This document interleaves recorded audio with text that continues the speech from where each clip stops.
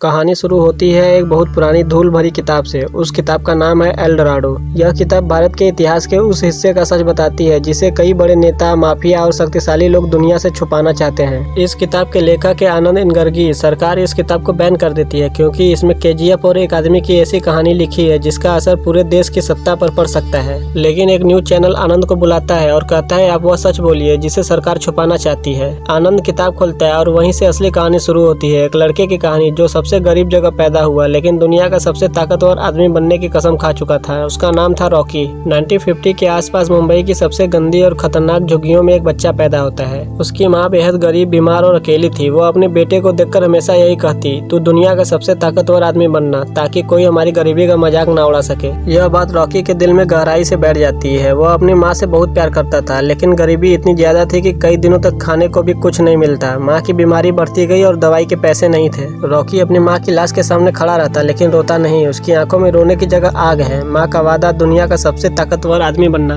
यह वादा ही उसके बचपन को हथियार बना देता है। जैसे जैसे रॉकी बड़ा होता है वह गरीबी से निकलने के लिए सड़कों पर लड़ाई करता है, काम करता है और हर तरह का जोखिम उठाता है। धीरे धीरे वह मुंबई की गलियों में एक डरावना लड़का बन जाता है। लोग कहते हैं यह लड़का मौत से नहीं डरता। इसी वजह से उसकी एंट्री मुंबई के अपराध जगत में होती है। शहर का बड़ा डॉन सेट्टी उस पर नजर डालता है। रॉकी की लड़ाई, हिम्मत और दिमाग देखकर सेट्टी उसे अपने गिरोह का सबसे खतरनाक आदमी बना देता है। अब रॉकी पैसा कमा रहा है लेकिन मकसद सिर्फ पैसे से नहीं है, वह सबसे ताकतवर बनना चाहता है। एक दिन बेंगलोर का एक डॉन रॉकी से मिलने बम्बई आता है। वो रॉकी से कहता है अगर तुम गरुड़ा को मार दो तो पूरी मुंबई तुम्हारी हो जाएगी। रॉकी यह सुनकर एक सेकंड भी नहीं सोचता। वह गर्व से कहता है कि वह यह काम करेगा क्योंकि यह काम दुनिया का सबसे खतरनाक मिशन है और रॉकी दुनिया का सबसे ताकतवर बनने आया है। उसके लिए यही मौका है। रॉकी बेंगलोर पहुंचता है। वहाँ उसकी मुलाकात होती है रीना से, एक अमीर, घमंडी और खूबसूरत लड़की जो वहाँ के सबसे बड़े डॉन राजेंद्र देसाई की लड़की होती है। रॉकी रीना को पसंद करने लगता है पर रीना रॉकी को बिल्कुल पसंद नहीं करती। उसे लगता है कि रॉकी सिर्फ एक मामूली गुंडा है। फिर भी दोनों के बीच तकरार और अट्रैक्शन वाला रिश्ता चालू हो जाता है। रॉकी जिस काम के लिए बेंगलोर आया था उसमें वह फेल हो जाता है, यानी वो गरुड़ा को नहीं मार पाता है और वह फैसला करता है कि गरुड़ा को उसी के अड्डे पे जाकर मारेगा।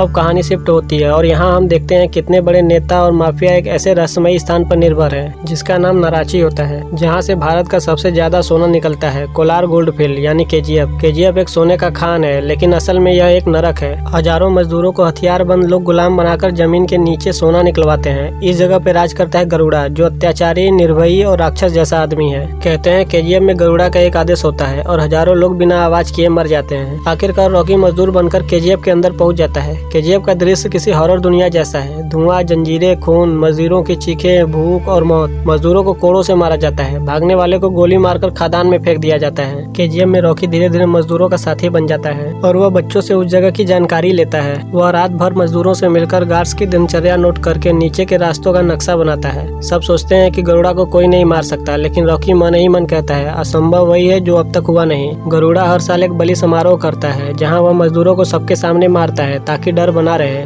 रॉकी इस बलि समारोह को देखता है और समझता है कि यही उसका मौका है। सैकड़ों गार्ड, ड्रमों की आवाज, मजदूरों की चीख और गरुड़ा अपने विशाल शरीर के साथ मंच पे आता है। वह एक एक करके 2 मजदूरों का बलि दे देता है। जब वह तीसरे मजदूर का बलि देने जाता है उस मजदूर की जगह रॉकी होता है। रॉकी तुरंत उठता है और एक ही बार में गरुड़ा का गला काटकर उसे मार देता है। केजीएफ पहली बार चुप हो जाता है। गार्ड्स रॉकी पर टूट पड़ते हैं लेकिन सारे मजदूर रॉकी के साथ खड़ा हो जाते हैं। केजीएफ में पहली बार मजदूरों की आंखों में डर नहीं, आजादी चमकती है। रॉकी अब उनका मसीहा बन जाता है। गरुड़ा की मौत की खबर बाहर पहुंचते ही पूरे देश में हलचल मच जाती है। नेता डर जाते हैं, डॉन घबरा जाते हैं। केजीएफ की ताकत पर कब्जा पाने वाली शक्तियां टूटने लगती हैं लेकिन तभी एक नया खतरा उठता है। केजीएफ का असली दावेदार गरुड़ा का भाई अधीरा की आवाज आती है, मैं अपना राज्य वापस लूंगा। भारत सरकार रॉकी को एक खतरे की तरह देखती है। वे आदेश देती है रॉकी को जिंदा या मुर्दा पकड़ो किसी भी कीमत पर। लेकिन रॉकी डरता नहीं है। वह कहता है यह तो बस शुरुआत है और कहानी यहीं खत्म हो जाती है। तो दोस्तों ये थी केजीएफ चैप्टर 1 की पूरी कहानी। मैं इसके अगले पार्ट को जल्दी ही लाऊंगा। तब तक के लिए वीडियो को लाइक करें, चैनल को सब्सक्राइब करें। मिलते हैं इसके अगले पार्ट में। धन्यवाद।